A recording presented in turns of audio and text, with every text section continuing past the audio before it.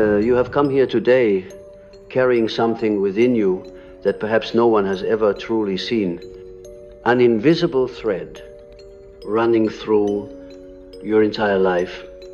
It draws you into others, into pain that is not your own, into emotions that surge without warning, into rooms that speak with silence louder than words.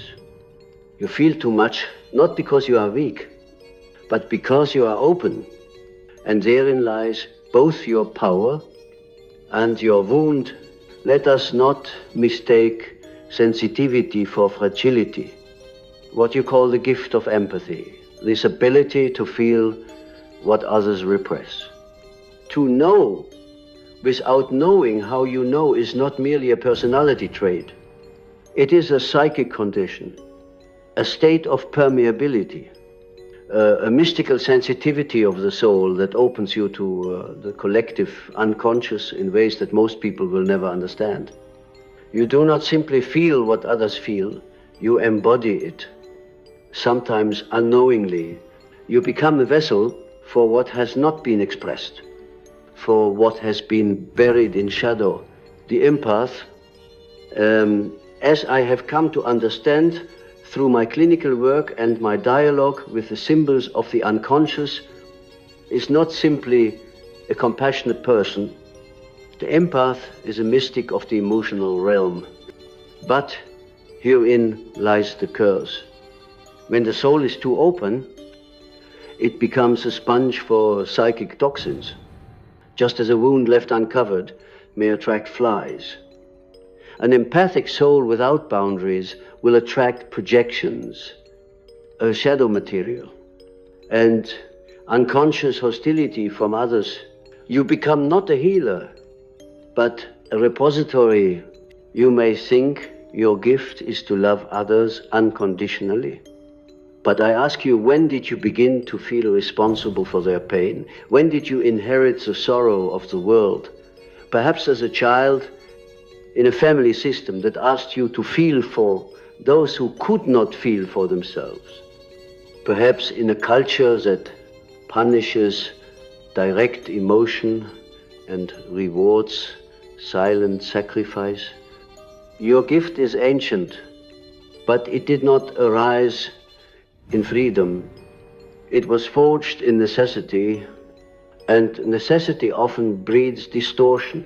If we are to understand the empaths not as a romantic archetype, but as a profound psychological phenomenon, we must go deeper.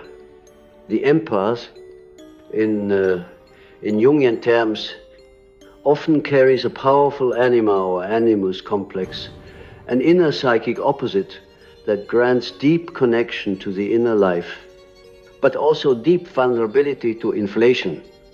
You feel like a soul reader because you are unconsciously merging with the unconscious contents of another.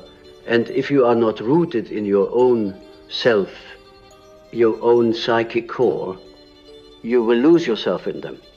This is not empathy. This is emotional possession. I have seen it many times in analysis. The kind, intuitive woman who cannot leave the abusive partner because she understands his trauma. The gentleman who absorbs the sorrow of everyone at work until his body breaks down in mysterious illness. The empath who dreams not their own dreams, but the dreams of the collective. These are not stories of love, they are stories of unconscious enmeshment. The curse of the empath is that they often do not know where they end and others begin. Let me be clear, this is not your fault. You are not broken, but you must awaken to the reality that your gift is dangerous when left unguarded. The unconscious does not care about your intentions, it only cares about balance.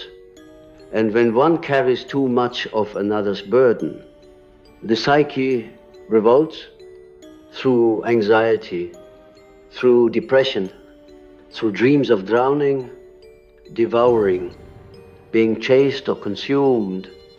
Your soul is crying out, not for more empathy, but for sovereignty. In the ancient myths, the seer and the oracle were often isolated, not because they were unloved, but because they were psychically overwhelmed.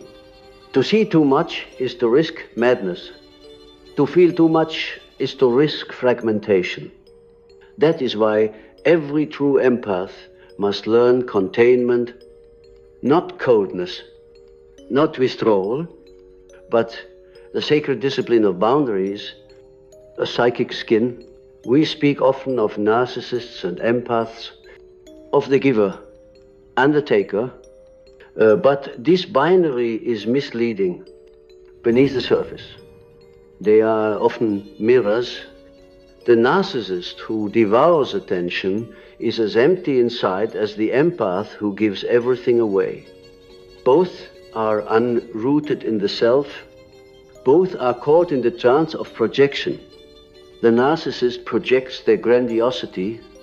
The empath projects their love. But projection is projection even when it looks like care. To reclaim your power, you must first reclaim your shadow. Yes? You, the empath, have a shadow, and it is not only sadness or pain, it is rage. Rage at being unseen, rage at being used, rage at always being the one who understands, while no one seeks to understand you. This rage must not be denied. It must be integrated. You must allow the fire to rise, not to destroy, but to purify what you call your curse. This exhaustion, this emotional turmoil, this confusion about your identity is often the result of shadow suppression. You have denied the part of you that says no, the part of you that is sovereign. You have allowed yourself to be defined by what others feel, rather than what you know. But within you is a self that is untouched by the emotional chaos of the world. The self is not empathy. It is awareness. Empathy without self is martyrdom. Let me tell you of a dream. A woman once told me she dreamt of standing in a great cathedral. Around her were statues of saints, and she felt their sorrow. She began to cry. Suddenly, the floor opened beneath her, and she fell into a pit of water. She struggled, then saw her reflection. It was not her face, but the faces of everyone she had ever helped. She awoke screaming. This is the unconscious warning. The ego. If you lose yourself in others, you will drown. You may mean to heal, but if you do not first know yourself, you will become a conduit for the suffering of the collective, and you will not survive. To be an empath is to walk a razor's edge between love and obliteration. You must become fierce in your discernment. Not every cry is yours to answer. Not every sorrow is yours to absorb. The true mystic does not carry every soul they point them to their own. You must stop rescuing people from their own awakening. Sometimes pain is the only doorway they will ever walk through to meet their soul. You do not help them by carrying it for them. Now, I want you to breathe.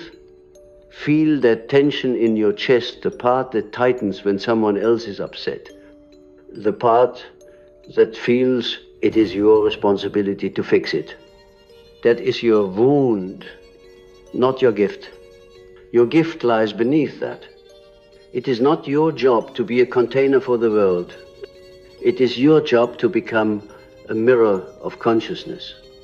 To feel, yes, but to feel with wisdom, to reflect, not absorb.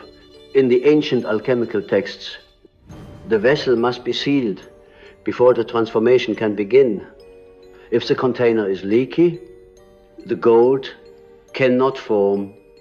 You, dear Empath, have been leaking, not because you are weak, but because you have not yet believed that you deserve to have boundaries.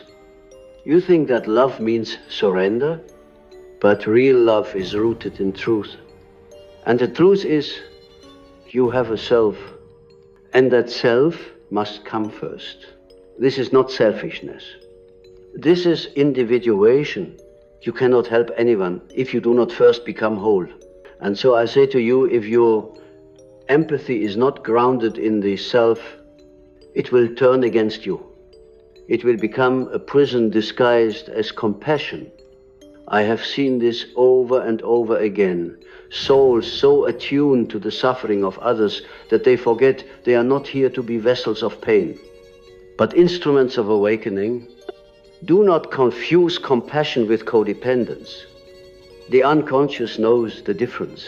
You were not born to dissolve into everyone else. You were born to return to yourself. And from that sacred place of wholeness, to radiate truth like a flame in the dark. But if the flame is not protected, the wind of other people's unconscious storms will snuff it out. We must remember, the unconscious is not personal. It is a vast sea, and empaths are like open wells, always vulnerable to being flooded. What you interpret as emotional intuition may in fact be psychic fusion, especially when the ego is not strong enough to resist identification with the other. You are not always reading someone's energy. Sometimes you are losing your own center and calling it love. This is why many empaths struggle with identity. You may find that your preferences shift in relationships, that your dreams become confused, that your sense of time and space is distorted around certain people. You may have difficulty knowing what is yours and what is theirs. This is not intuition. This is a collapse of psychic boundaries. The archetype at play here is the wounded healer, the one who feels others because they have not yet healed themselves. In Greek mythology, Chiron was immortal, yet wounded the healer who could cure others, but never himself. Many empaths carry the same complex, a deep desire to rescue, to alleviate the suffering, to be a balm to the world. But behind this desire often lies unacknowledged sorrow, a childhood wound, a soul that learned early on that it was only safe if it made others feel safe. The moment you begin to heal yourself, the nature of your empathy changes. It becomes less compulsive, less sacrificial. You stop needing to be the one who understands everything, and instead become the one who understands yourself. And then, paradoxically, you become more helpful to others, not by carrying them, but by modeling wholeness. The healed empath becomes not a rescuer, but a guide. This is the path of individuation. You must let go of the fantasy that you can save people. That is the savior complex. And it is rooted in the wounded child, not the self. The self knows that every soul must awaken in its own time. You cannot force it. You cannot absorb it. You can only illuminate it by becoming who you truly are. You must learn to hold space, not take space. Let us speak now of dreams. The dreams of empaths are often full of water floods, drowning endless oceans, or they are full of animals wounded, limping, crying out. These dreams are not random. They are symbols of the soul, overwhelmed. Water is the unconscious. The animal is the instinct when these images appear. The psyche is saying you are carrying too much. You have abandoned your own wildness for the sake of others. There was a dream I once interpreted for a patient, a young woman who always attracted broken people. She dreamt she was in a hospital full of injured animals, and she was running from room to room trying to bandage them all. But every time she helped one, another would appear. Eventually, her hands bled. She collapsed. No one came to help her. She awoke sobbing. This was her truth. She had become addicted to fixing others because it gave her a sense of worth. But her own wounds were never tended. The hospital was her psyche. The animals were her projections. And her bleeding hands were her warning. You must understand, projection is not just something we do to our enemies. We project onto those we love. We project our inner healer, our longing, our pain. The empath, especially, is often a projection screen. People sense your openness, and they unconsciously cast their wounds upon you. If you are unaware, you will begin to live out their pain as if it were your own. And this is not empathy, it is possession. The only cure is consciousness. You must become aware of the archetypes that move through you. The rescuer, the martyr, the savior, the saint, these are not you. They are masks, powerful energies that rise from the collective unconscious and seduce the ego into identification. But you are not the archetype. You are the vessel that must learn to hold it without becoming it. There is great danger in becoming your archetype. It gives you meaning, but it also robs you of freedom. You begin to think you are only valuable when you are helping, only lovable when you are giving, only safe when you are silent. And in doing so, you abandon your true self. This is the deepest curse of the empath. Not that you feel too much, but that you lose yourself in what you feel. You must differentiate. In Jungian analysis, we speak of differentiation as the process of separating the self from the complex, the ego from the archetype. This is not rejection. It is integration. You do not stop being empathic, but you stop being consumed by it. You learn to say, this is mine, that is not. You learn to sit with another's pain without making it your identity. You learn to love without merging, to care without collapsing. This is the sacred middle path. You must stop punishing yourself for not being able to save everyone. That is not your role. Your role is to become so rooted in your own wholeness that your presence itself becomes an invitation for others to return to theirs, not through rescue, but through resonance. I know this is not easy. You have spent your life being the safe harbor, the soft shoulder, the emotional translator, but it is time now to come home to yourself, to reclaim the parts you have given away in the name of love, to call back your energy from those who never asked for it, and those who took it without reverence. Even love must be conscious. To love unconsciously is to offer yourself as a sacrifice to the unhealed in others. But to love consciously is to honor your own soul first. And from that place of fullness, to offer what is true, not what is expected. You are not here to perform empathy. You are here to embody truth. Let us return now to the image of the empath as the open vessel in alchemy. The vessel must go through stages of transformation, calcination, dissolution, separation, conjunction.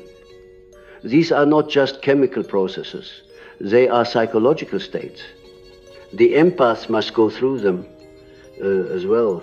You must burn away the false identities you have worn. You must dissolve the boundaries that were imposed upon you in childhood. You must separate what is yours from what is not.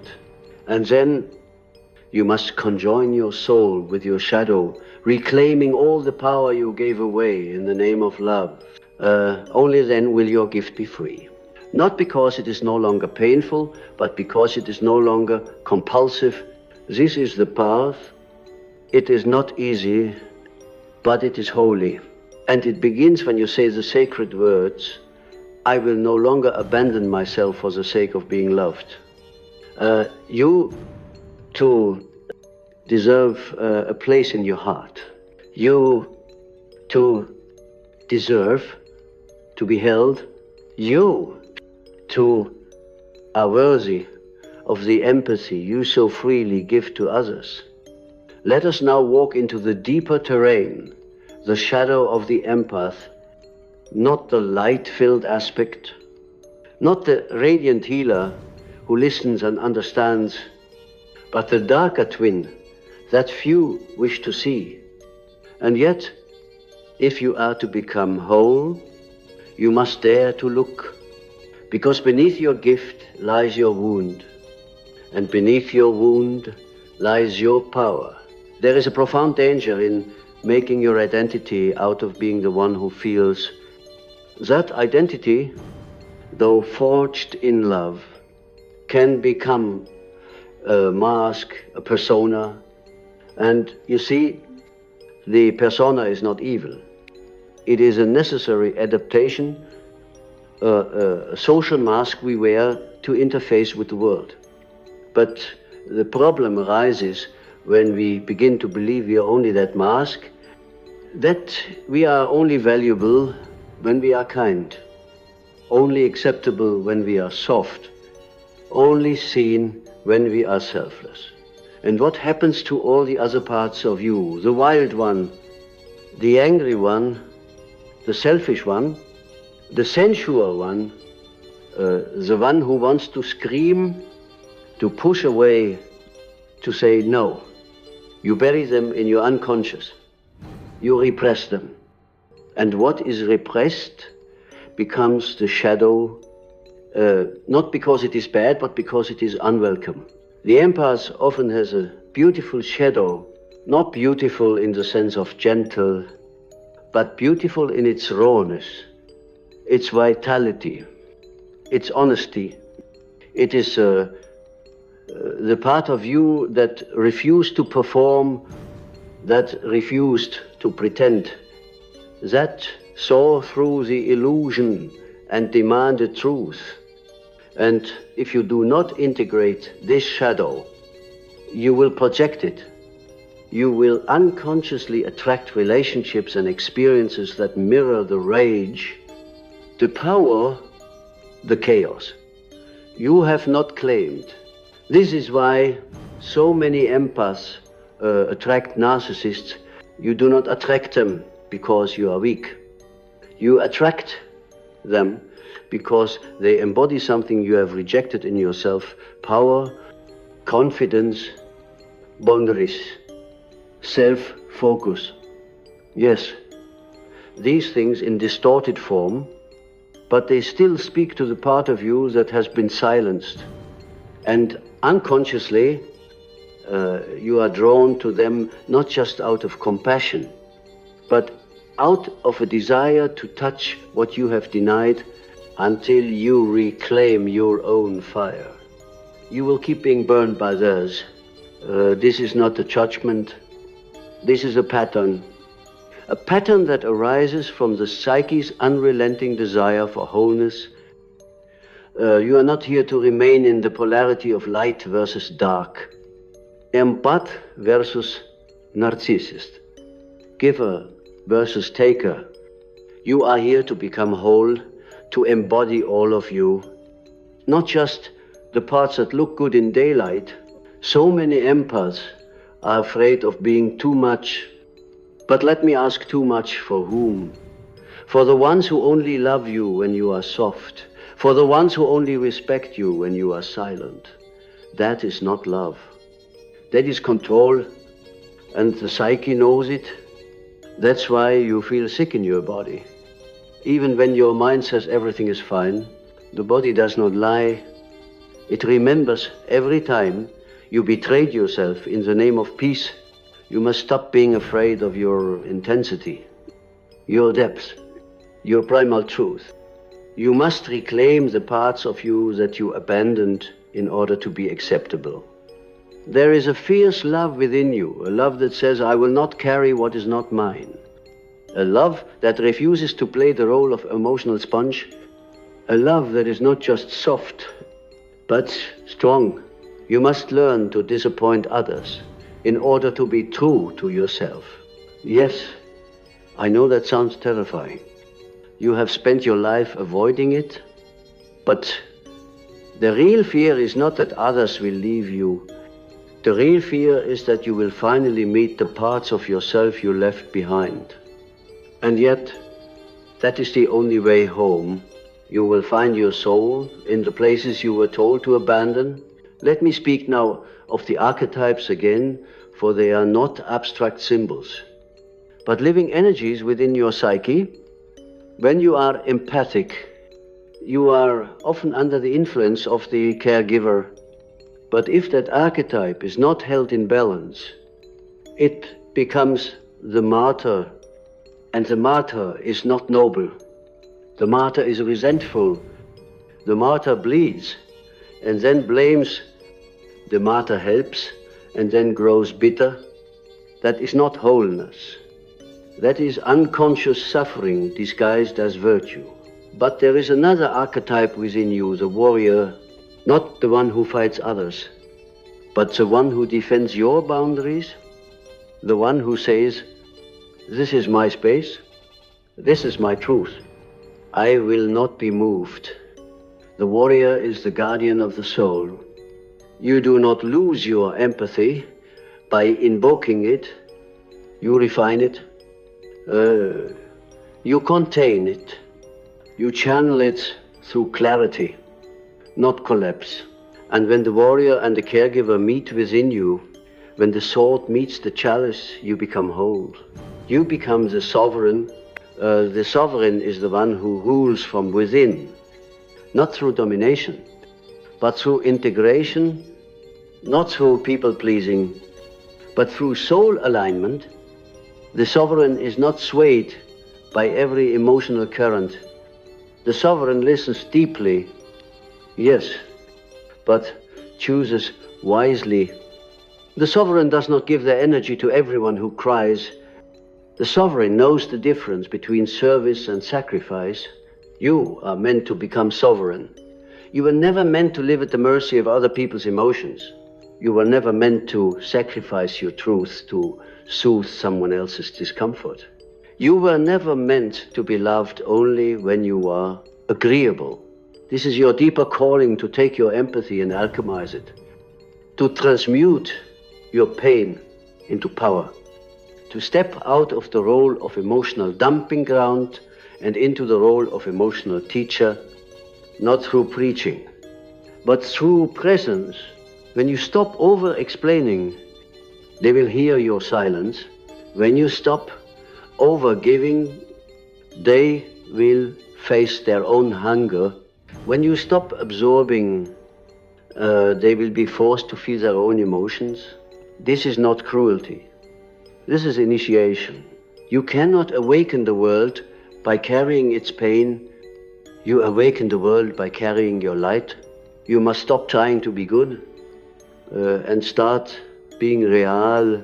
There is a fire in you that is sacred, not destructive, but catalytic.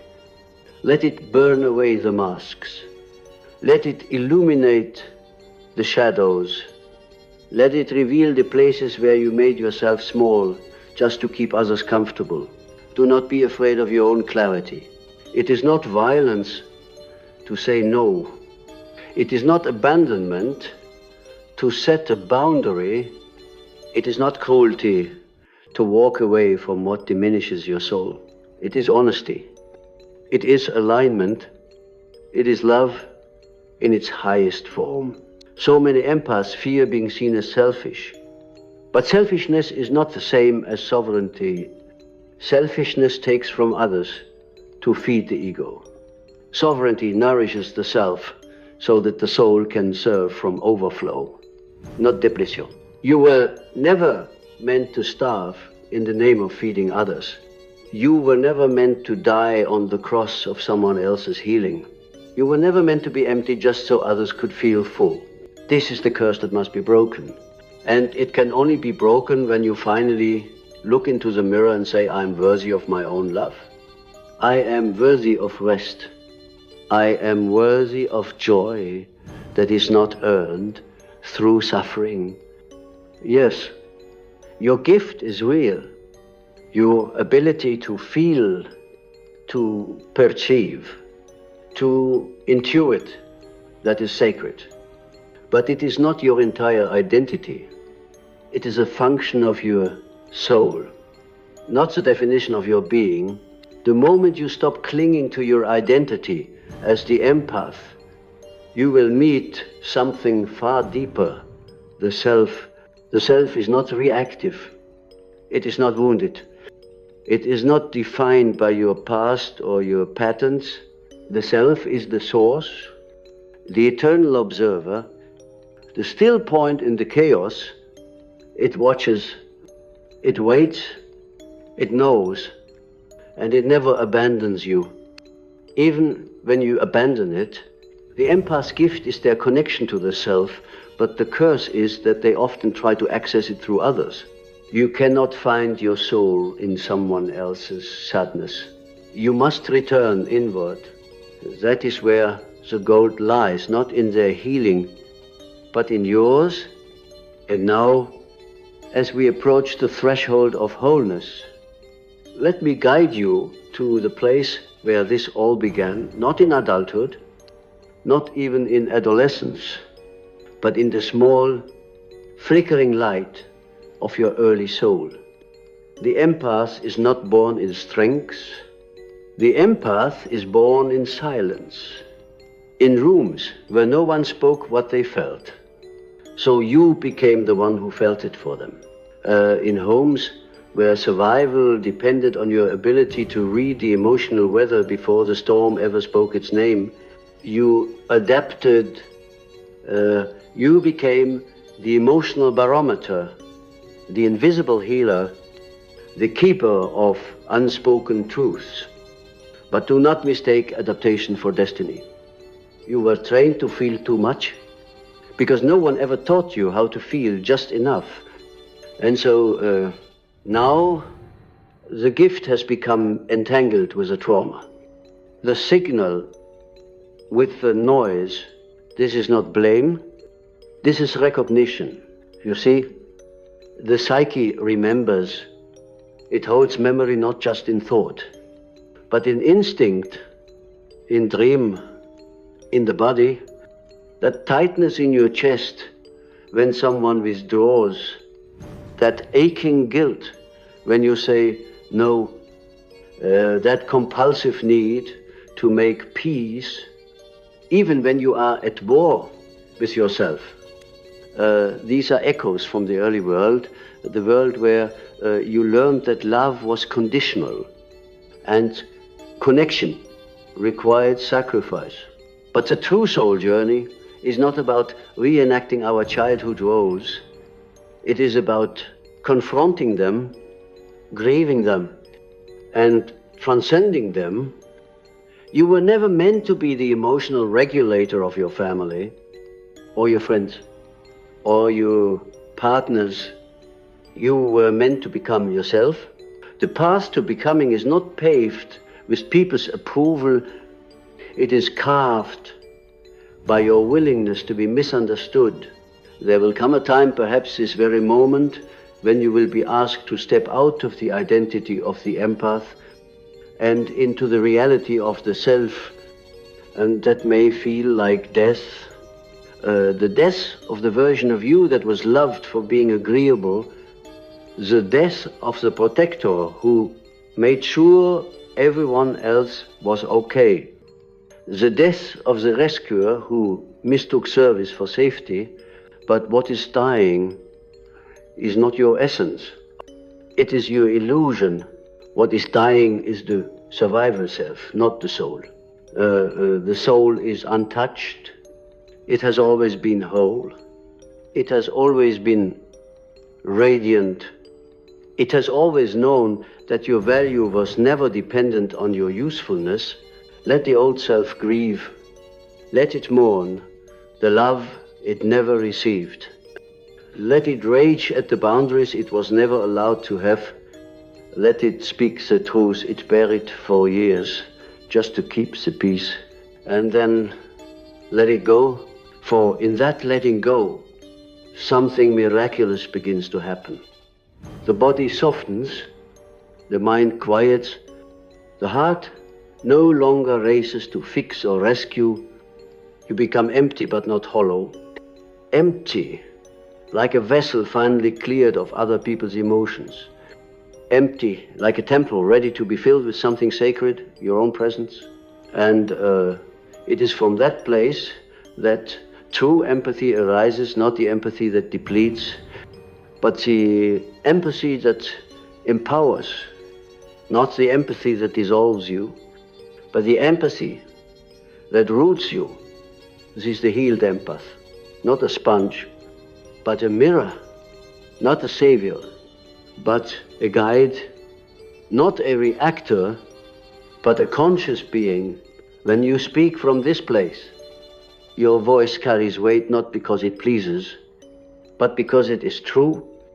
When you love from this place, your love liberates, not because it sacrifices, but because it honors. When you hold space from this place, you become a portal, not into yourself, but into the sacred. You see, the true empath is not weak. They are fierce. They are fierce because they have felt the depths of despair and chosen to rise anyway. They are fierce because they have stared into the abyss of others and refused to fall in. They are fierce because they have walked through the fire of emotional chaos and come out gold, not because they were unscathed, but because they were transformed. This is your path, the path of the wounded healer who has become the healing, the path of the child who has become the creator, the path of the empath who has become the sovereign. You no longer need to apologize for your depth. You no longer need to explain why you cry at the sunrise or feel the heartbreak in a stranger's eyes. That is your gift, but you no longer need to suffer for it.